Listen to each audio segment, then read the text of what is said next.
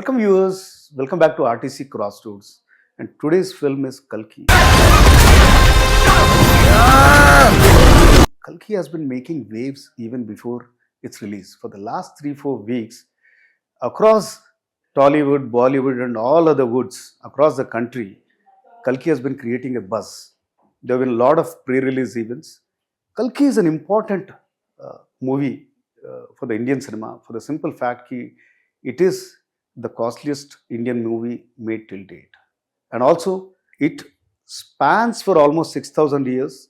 It has got a pan-world subject. It talks about apocalypse. It's a blend of mythology and science fiction. That's the reason it's a different movie. Coming to the story, Kalki talks about three worlds. One is the current, in the year 2898, that's about 100 years from now perhaps, when supposedly the world is coming to an end. So Kalki talks about a city, Kashi. ఈ భూమి మీద మొదటి నగరం ఈ world లో చివరి నగరం Kashi.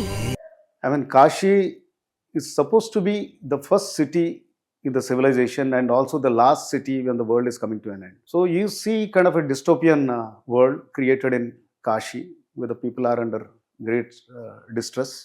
They're fighting for even a piece of food and that's been shown as a very depressive kind of a city.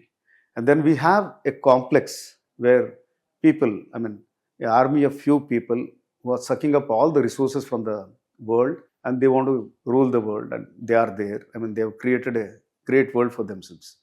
And there is another a place called Shambhala where there are rebels against these people who are in the complex. So eventually there's a fight between the people living in Shambhala and those who are kind of exploiting the others in living in Kashi. Well, the strength has been amazing visuals, the making, the world building, etc. But the clear drawback in this is the makers have failed to set the tone in the initial, say, 15 minutes or half an hour. Well, I said that it's a blend of mythology and science fiction. What the Indian, viewers actually has lapped it up, and what has actually helped the movie to be this kind of a success is the mythology part of it. In the last 45 minutes, we can see a couple of scenes, going back to the battle of Mahabharata, which actually created goosebumps for the people. So the central character for this movie is Ashwin, who is a great warrior some 3,000 years back. So I think, everybody thinks that during the the beginning of the movie, they should have set the tone for the movie. They should have worked on Mahabharata for at least some 15 to 30 minutes.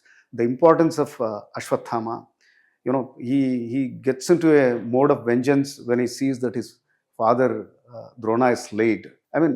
They should have taken, or they should have spent some time in narrating this particular story, and it would have been a great draw for the public. And also, they should have clearly explained about what is complex in Kashi and the tension between all these three worlds. So there hasn't been much of emotion in the first half per se till the arrival of Amitabh as Ashwin. So there hasn't been drama, there hasn't been tension.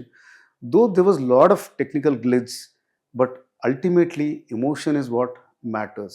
So that gave a setback to the movie initially for the first, say, 1 hour or so. And then this movie, right from the time it was, the production started, there was great comparisons drawn between, the kind of Hollywood movies which talk about science fiction or which talk about the world heroes, what we see like Avengers, etc. Because the theme is like that. Kalki is supposed to be the savior, and now we had Rajmouli kind of a director who had showed to the world that what an Indian cinema can, if it wants to make that kind of a movie, that mega scale and on a bigger canvas and a world movie, Bahubali. So Bahubali is now kind of set the tone, or it is a standard by which this movie also will be judged. And as far as technical brilliance is concerned, it has scored really well.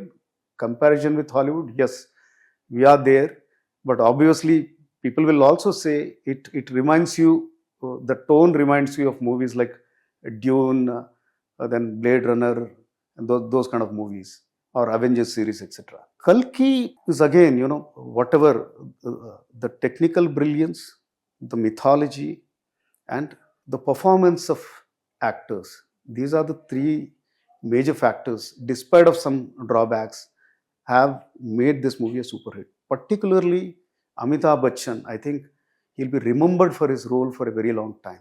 It will be one of the biggest roles which he has ever played. And at 81 years, he's given a wonderful performance. And Prabhas these days is loved as a superhero by all. So I think in the second half, he has played as a good foil to Amitabh, and the scenes between them were really brilliant. And you can see that superhero kind of acting by Prabhas. And the surprising thing, though it looks like a cameo, but Kamal Hassan is just 5 minutes or 10 minutes of his performance. He holds on to himself and he creates a lasting impact as you leave the theater. So performance has been very, very wonderful, and the background score has been fabulous because so Santosh Narayanan had a big task on his hand of blending the mythology with the science fiction. So it was kind of a fusion music, and he has delivered it fine. And photography was also brilliant in one particular tone. So overall, technically, it's a brilliant movie, and the second half has been amazing in all form, all cinematic form, the drama, the photography, the visual effects, the performances. So that scores for the movie, and let's await. I mean, the 600 crores, I think, it should end up collecting 1200 crores. Everybody is eagerly watching for that. And thank you for viewing this. See you soon.